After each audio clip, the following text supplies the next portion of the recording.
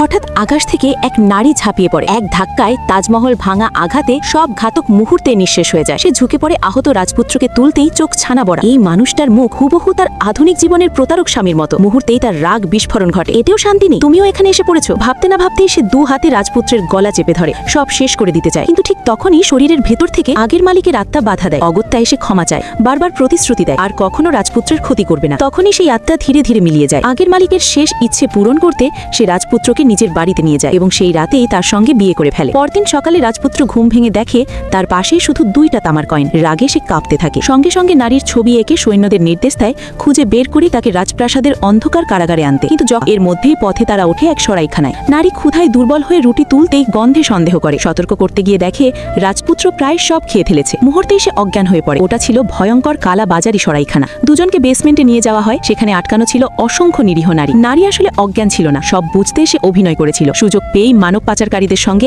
একাই লড়াইয়ে নামে। শেষ পর্যন্ত সবাইকে পরাস্ত করে। ঠিক তখনই সে দেখে তার ছোট বোন মারাত্মক বিষক্রিয়ায় আক্রান্ত। সবাই বলে আর বাঁচবে না, কিন্তু কেউ জানে না সে আসলে আধুনিক যুগ থেকে আসা এক চিকিৎসাবিদ। মুহূর্তেই সুচিকিৎসা শুরু করে আর বোন আবার শ্বাস নিতে শুরু করে। এই অলৌকিক দৃশ্য দেখে সবাই তার সঙ্গে থাকতে চায়, কিন্তু এত মানুষ সে কিভাবে বাঁচাবে? ঠিক তখনই ভেসে ওঠে এক রহস্যময় বার্তা। যদি এই বিশৃঙ্খল যুগে তুমি একটি শান্ত আর নিরাপদ জনপদ গড়ে তুলতে পারো, তবে পাবে সীমাহীন শক্তিশালী পুরস্কার।